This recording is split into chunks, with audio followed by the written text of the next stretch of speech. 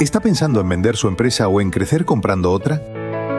En Twice Consulting le acompañamos en uno de los momentos más estratégicos para cualquier empresario, la compra o venta de empresas.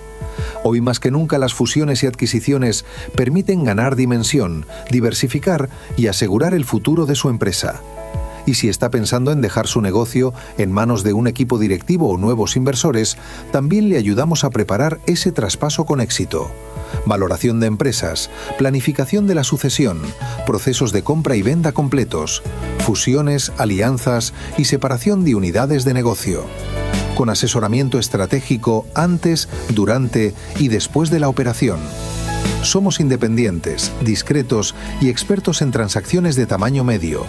En Twice Consulting le ayudamos a estructurar ese cambio y transformamos esa necesidad en oportunidad. Descúbralo en twiceconsulting.com.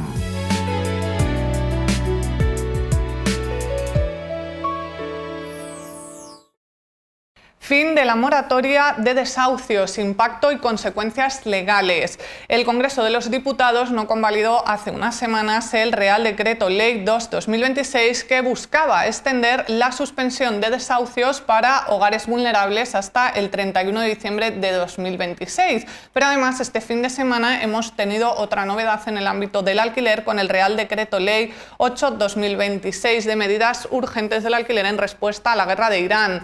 Tenemos con nosotros a José María Luque, abogado especialista en Derecho Inmobiliario, que viene a hablarnos de este tema pues de tantísima actualidad. Bienvenido, José María.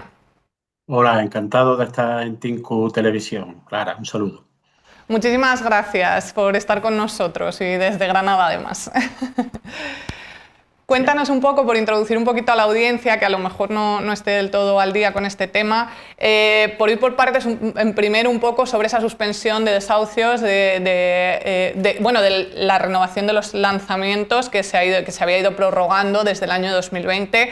¿Qué problemas había ido generando esa prolongación? Tanto propietarios, inquilinos, ¿cómo lo ves tú? Yo creo que principalmente ha causado tres problemas. El primero es la falta de seguridad jurídica, es decir, los propietarios no sabían a qué enfrentarse. Eran numerosas las consultas que tenía en mi despacho en las que llegaba un propietario que manifestaba: voy a poder desahuciar a la persona, voy a poder contratar, cuánto tiempo va a estar, qué va a suceder, si se declara vulnerable, por lo cual ha creado una falta de seguridad jurídica que es algo fundamental para que un Estado de Derecho funcione en todos los ámbitos. La segunda de los problemas que creo que ha causado es la huida de los propietarios del alquiler de vivienda habitual. Es decir, los propietarios tenían miedo a alquilar la vivienda en el contrato de modalidad de vivienda habitual por todo este problema que podía sucederle. ¿Qué ha pasado? Que ha habido una fuga de alquiler hacia otras variedades, como es el alquiler habitacional, alquiler de temporada y alquiler turístico. O otros propietarios directamente que han tenido algún problema han procedido directamente a vender su vivienda. Y en tercer lugar, yo creo que ha perjudicado más a las personas vulnerables que le ha beneficiado. ¿Por qué? Porque ante la escasez de oferta de vivienda en alquiler, las personas vulnerables se han visto que no han podido acceder al alquiler. ¿Por qué? Porque el propietario las vetaba o buscaba personas que pudieran satisfacer la renta que había que abonar y le ponían muchas trabas a que estas personas pudieran alquilar este tipo de viviendas. Sí, sin duda coincidimos. La cuestión es que antes incluso de esta no convalidación ya había habido un auto de la Audiencia Provincial de Palencia que apuntaba que no podía existir una suspensión indefinida de esta situación que se estaba produciendo. ¿Hasta qué punto crees, desde tu experiencia como experto en derecho inmobiliario, que la inacción, podríamos decir, institucional ha agravado el problema que se ha ido produciendo? El punto de vista que manifestaba el auto ya lo decían muchos juristas. Es decir, el decreto ley es una medida que se prevé en el artículo 86 de la Constitución dirigida a situaciones en casos de extraordinaria y urgente necesidad. Es decir, no se puede mantener un decreto ley durante 5 años y medio. Y además, hay que recordar que se ha intentado prorrogar en 2 ocasiones, a finales de diciembre y luego a principios de febrero. Esto evidentemente es un problema del problema habitacional que tienen que resolver las administraciones. En ningún caso lo pueden hacer cargar a los propietarios. Durante todos estos años, los últimos 7, 10 años, se ha hecho muy poco por parte de las administraciones para resolver el problema de la vivienda, porque no se ha atacado el problema fundamental, que es la falta de oferta. Esto es en algo que todo el mundo coincide. Hay una clara desconexión de la clase política con la realidad. Además, no preguntan, no se relacionan con las personas que intervienen en el ámbito inmobiliario. Y luego, lo que se ha legislado en muchas ocasiones, tanto a nivel estatal como en alguna autonomía, son medidas dirigidas contra los propietarios. Es decir, que parece que todo el problema lo han causado los propietarios. La situación, la verdad, es que cada vez está peor. Es decir, se está tensionando cada vez más el mercado inmobiliario. Hoy mismo, por ejemplo, he leído una noticia en la que dice que los alquileres que están próximos a su vencimiento en caso de vivienda habitual, se prevé que 1/3 al menos no continúen en esta modalidad, lo que va a agravar cada vez más este problema. Claro, en este entorno que además de irse agravando, encima es un entorno regulatorio cambiante, podríamos decir, desde luego en los últimos periodos, ¿qué estrategias crees que deberían adoptar inversores, propietarios para anticiparse a toda esta normativa para también protegerse, ¿no? En definitiva. La verdad es que cada vez está más complicado porque hay tanto cambio normativo, es decir, no solo la cantidad de normas que se publican.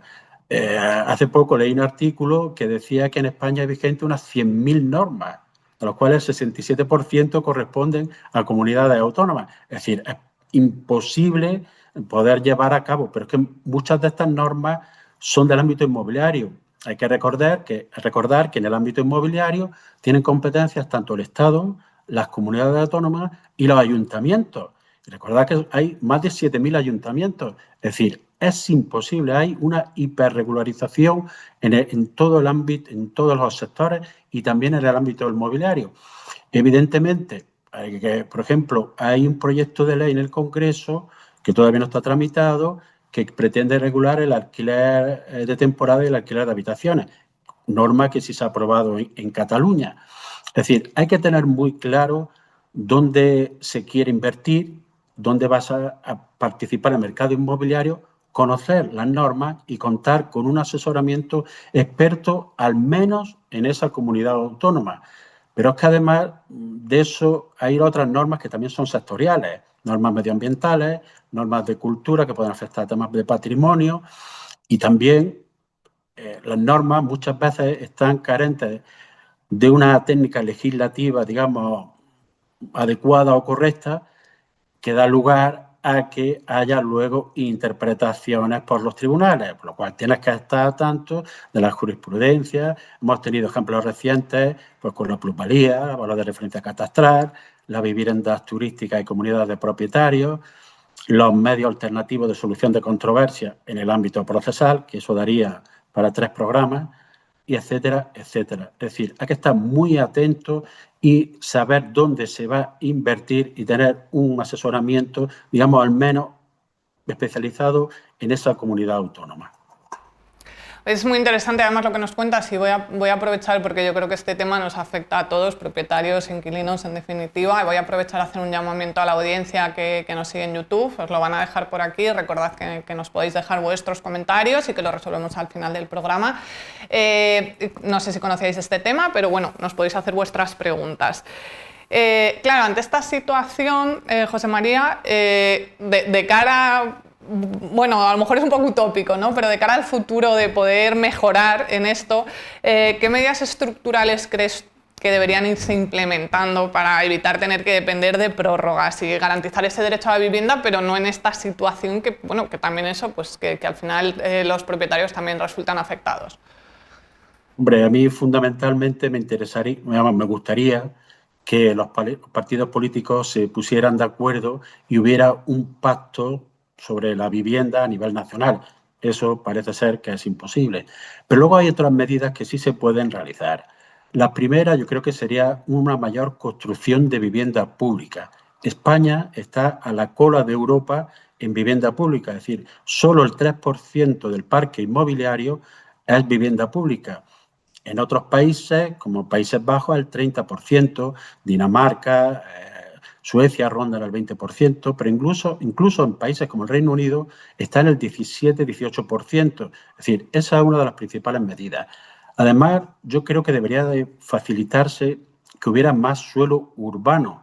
Hay que recordar que las administraciones, todos los ámbitos de la administración, son las principales tenedoras de suelo y no están poniendo esos suelos a disposición de los constructores para que se pueda, mediante convenios y acuerdos, realizar una mayor construcción de viviendas, bien viviendas libres o viviendas de algún tipo de protección.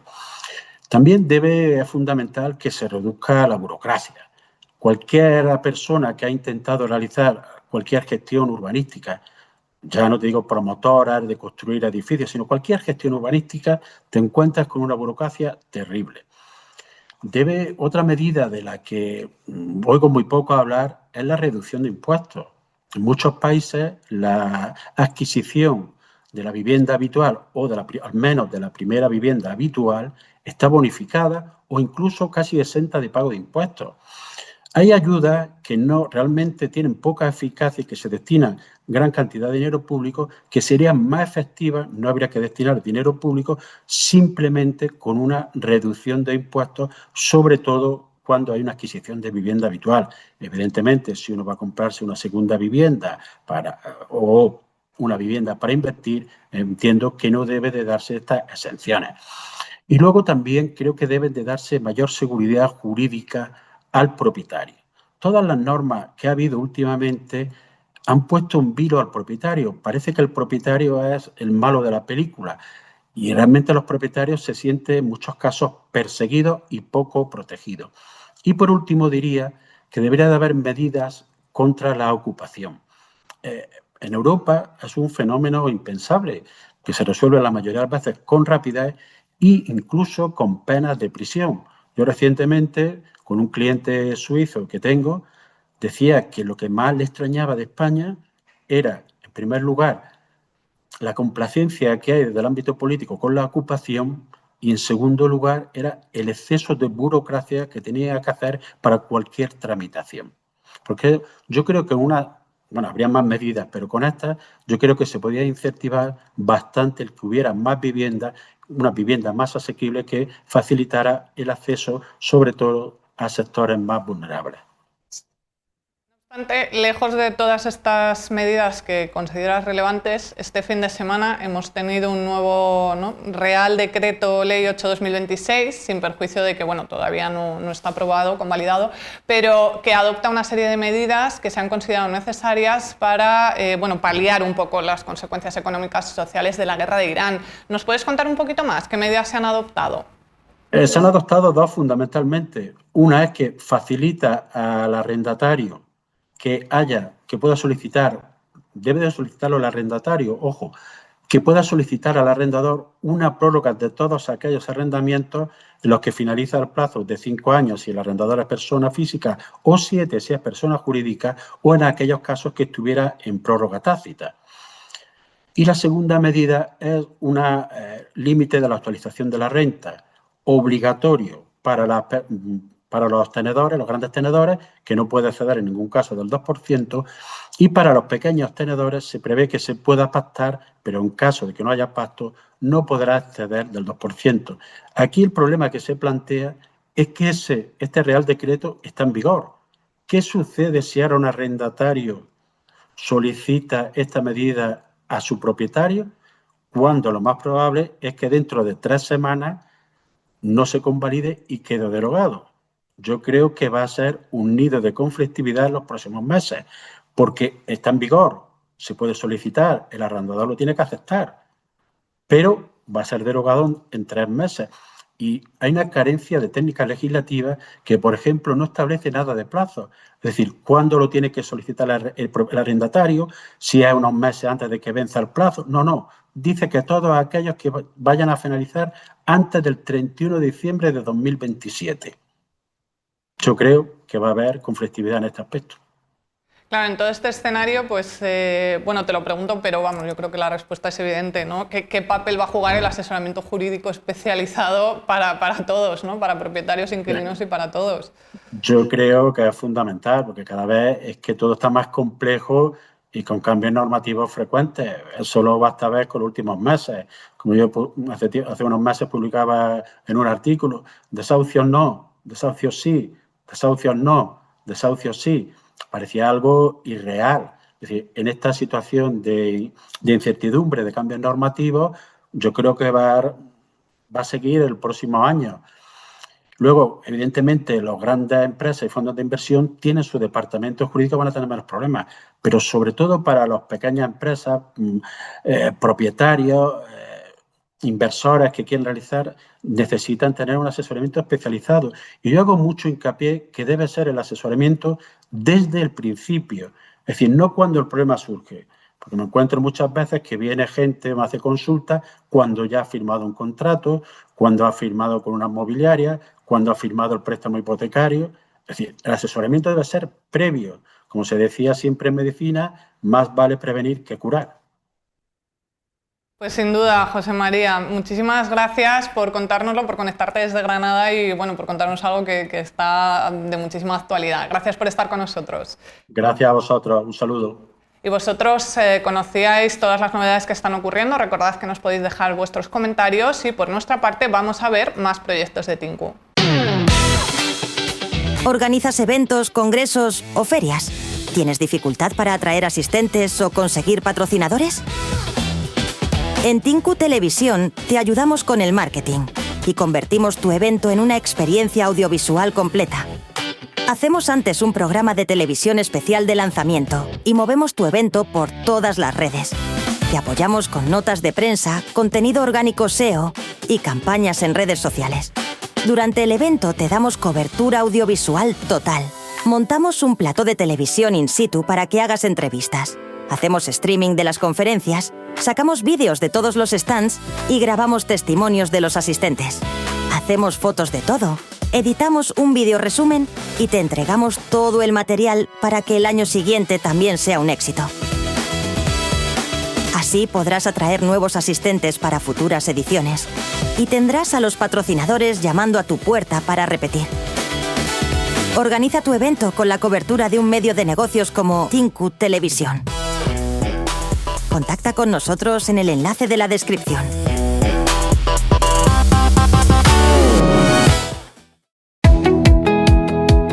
En un mundo donde las marcas compiten por un segundo de atención, hay un lugar donde tu mensaje no solo se ve, se escucha, se entiende y se recuerda.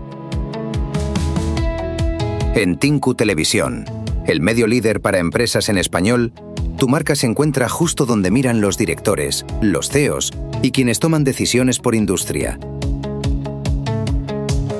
Aquí, cada aparición tiene un propósito: posicionarte, impulsar tu autoridad y acercarte a quienes pueden transformar tu negocio. Patrocinio de programas, cápsulas de vídeo, anuncios en directo, eventos presenciales. Todo diseñado para que ganes autoridad al aparecer junto a referentes del mundo de los negocios y tu marca conecte con líderes, inversores y clientes reales. Porque crecer no es cuestión de suerte, sino de estar en el lugar correcto. Tinku Televisión, la visibilidad que convierte. Haz clic en el enlace que aparece en la descripción.